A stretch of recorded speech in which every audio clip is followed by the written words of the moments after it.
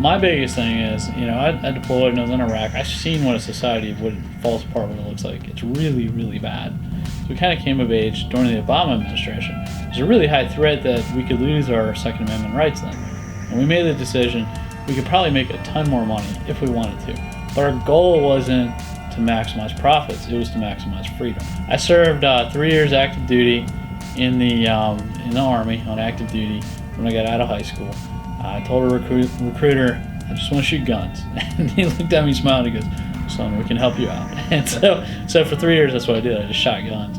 Of course, I got to the point where I wanted a little bit more out of life, and I got out. I did green to gold. I did ROTC. I got a commission, and after that, after ROTC, I got a commission in the South Carolina Guard. My degrees are in accounting. I got a bachelor's in accounting, master's in taxation, and I got a job as a CPA full-time.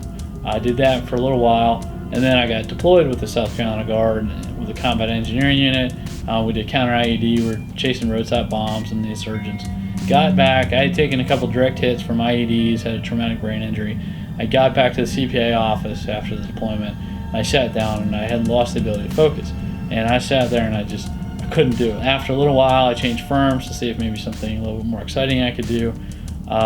In accounting, believe it or not, there are more exciting accounting things you can do in pursuit of maybe a little different type of accounting job, and just made the decision I can't do this anymore. I thought about in life, what do I love and what do I want to do, and everybody says, if you enjoy your job, you'll never work a day in your life. And I thought, I really like guns and I want to start a gun company.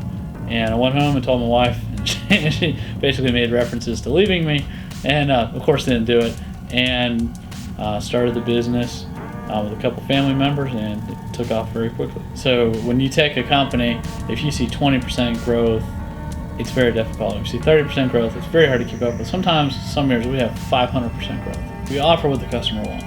A fantastic price point, quality firearm. We offer excellent upgrades, we offer excellent rails.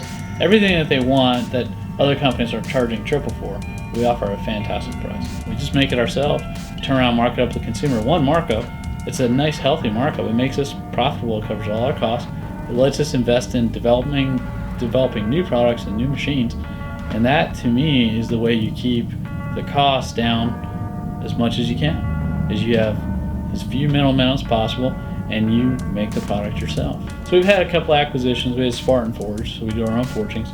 DC Machine, which was a huge barrel shop, so we make the majority of our barrels in-house. We maximize DC Machine's facilities and equipment out, and then we bought Special Tool Solutions out of Jacksonville, Florida, STS, and they make lowers, uppers, rails, all the parts we couldn't make at DC Machine, we'd make there. And we've also invested in Ferris Engineering in Columbia, South Carolina, where we've taken it the next step. What parts can we not make at DC and STS? Well, we've set up the machines, we're making them in Columbia, South Carolina. And now we want to develop new products, and that's what we're in the middle of now, taking that next step.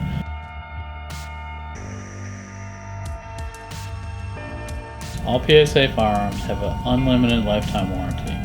When you buy our product, you know that it will work, and if there is an issue, something breaks, it doesn't matter if you're the first person in it, second or third.